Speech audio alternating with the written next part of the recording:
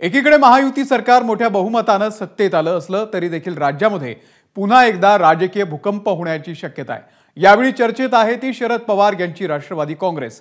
शरद पवार यांच्या पक्षाच्या एका वरिष्ठ नेत्यानं दिल्लीमधल्या भाजपच्या केंद्रीय नेतृत्वासोबत चर्चा केल्याची माहिती समोर आलेली आहे। उद्योगपती गौतम अदानी यांच्या घरी दोन्ही पक्षांचे वरिष्ठ नेते भेटल्याची माहिती सूत्रांनी दिलेली आहे। पण सत्तेत जाण्याबाबत विचार सुरू असला तरी त्यावरून पक्षामध्ये दोन मतप्रवाह आहेत।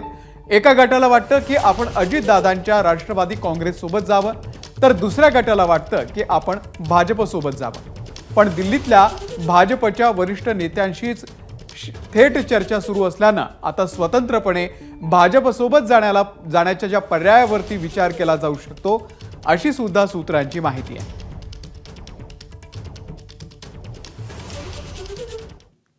इकडे दिल्लीमध्ये अजित पवार यांनी वाढदिवसाच्या निमित्तानं घेतलेली शरद पवार यांची भेट असेल, बदलणारी राजकीय समीकरणं असतील, या सर्व विषयांवरती महाविकास आघाडीनं शरद पवार यांच्या भूमिकेवरती दिलेली प्रतिक्रिया आपण पाहूयात।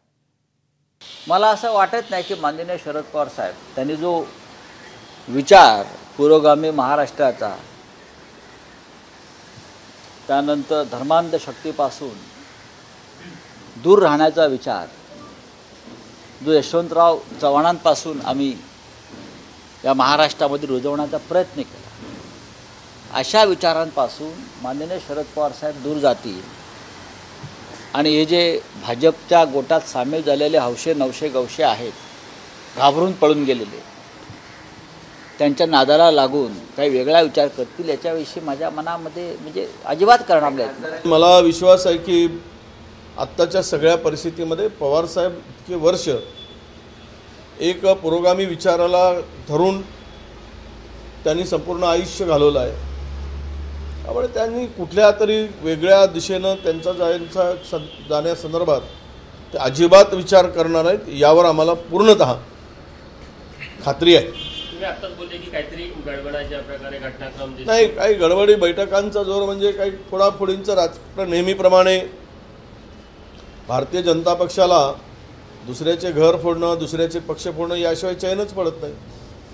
त्यांना असुरी आनंद त्यामध्येच आहे। त्यामुळे असुरी आनंदापोटी काही गडबड करण्याचा त्यांचा प्रयत्न असू शकतो। एबीपी माझा, उघडा डोळे बघा नीट।